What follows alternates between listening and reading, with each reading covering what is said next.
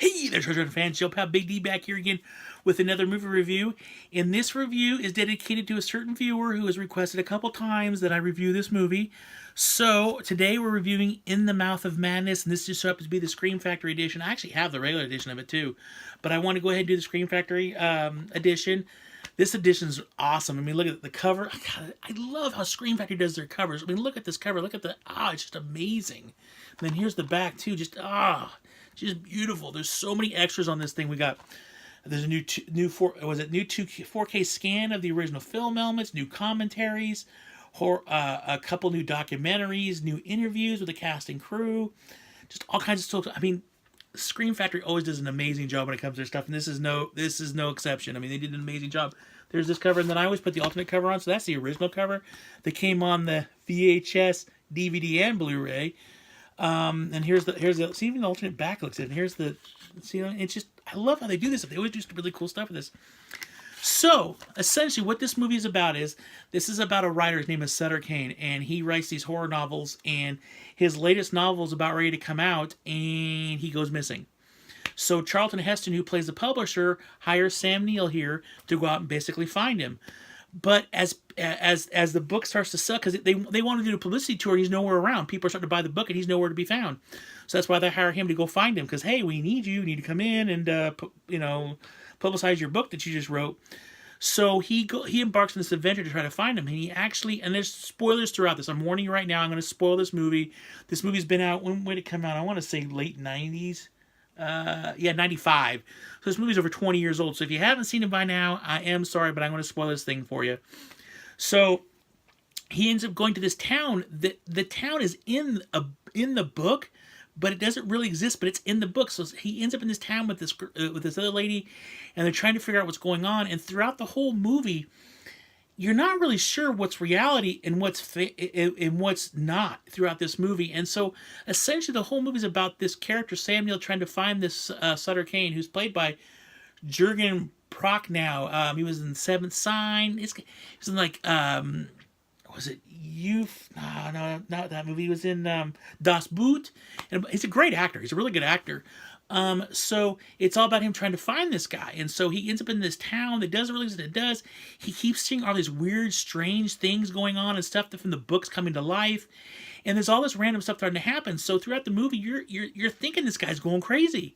It looks like he's going crazy, and he's really struggling with it too, because he's not. At certain points in the movie, he starts to really question his sanity as well. He's not really sure. As he goes further and further down the rabbit hole, so to speak, things just start getting weirder and stranger, and he finally ends up finding this guy. But he ends up like all this. I don't want to ruin everything for it, because I really do recommend, but a bunch of other things start to happen to him. And it really does. You start to question it, because I mean, when I first saw this, I mean, I've seen it several times now, but when I first saw this, I really thought, this guy's going nuts, But meanwhile, what's starting to happen around, and you kind of hear little glimpses of it, are people are starting to read this book, and as they're reading this book, they're all going crazy. They're literally going crazy.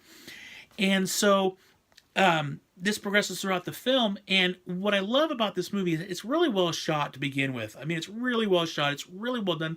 The acting is really good. The effects are really good. There's a lot of practical effects in this movie. There's a lot of creature effects that are practical, which I'm a big fan of practical effects.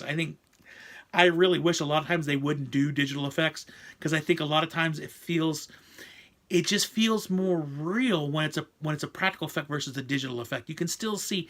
Now, not to say there's certain movies out there that digital effects look really good, like the Alita movie coming out in a couple weeks. Those effects look amazing. But still, when it comes to creatures and stuff like that, I'm still very big on. I want prosthetics. I want actual, guy in a rubber suit, so to speak. It just feels more real, more grounded to me. It's just it's got great cinematography in it. It's got a lot of really creepy mood scenes. There's a few jump scares here and there in it.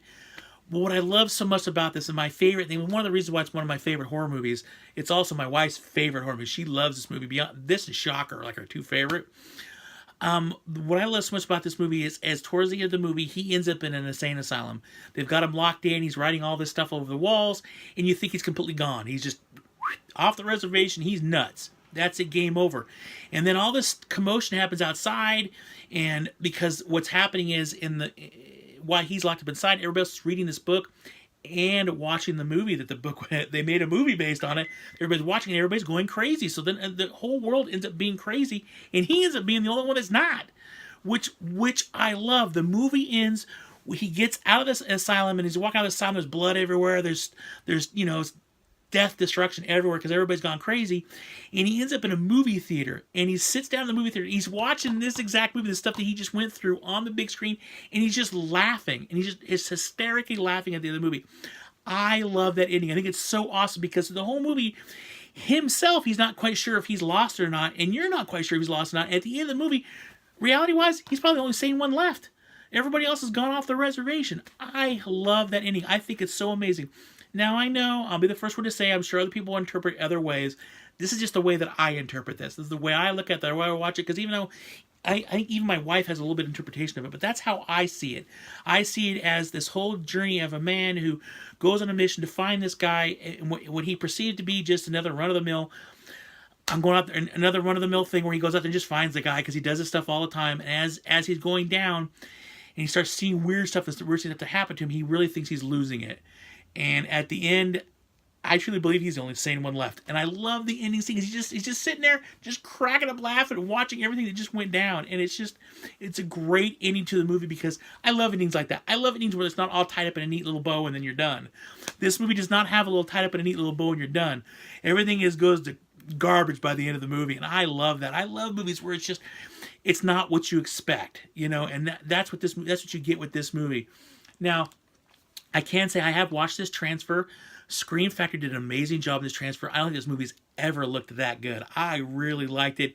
It's crisp. It's clean. I mean, it still has a little bit of, a little bit of digital artifacts, I guess you want to call them or whatever, throughout the movie. They're not really noticeable. There's a couple scenes that maybe aren't as smooth as other scenes, but probably because of editing or they spliced in something. I don't know. But the movie looks great. The special features are amazing. I haven't gone through all the special features yet. Because there's a commentary by John Carpenter and the producers. Let's see here. Also, and I watched the documentary, and that was really good. But just a great movie. Really, really fun. If you haven't seen it, I highly recommend it. You will watch it, just be amazed. Sam Neill is awesome. I became a fan of Sam Neill's with this movie. Not like everybody else, like, oh, Jurassic Park. No, I became a fan of his for this movie. Yes, Jurassic Park is a great movie, and I really love that movie as well. But I just thought he was so amazing in this movie. He played the character so well. He was so believable. Was it, what was his name in the movie? John Trent. That's what it was, John Trent. He hit it. He nailed it. They did a really good job, and it's a well worth watch. If you ever get a chance, you definitely get a chance to watch this movie.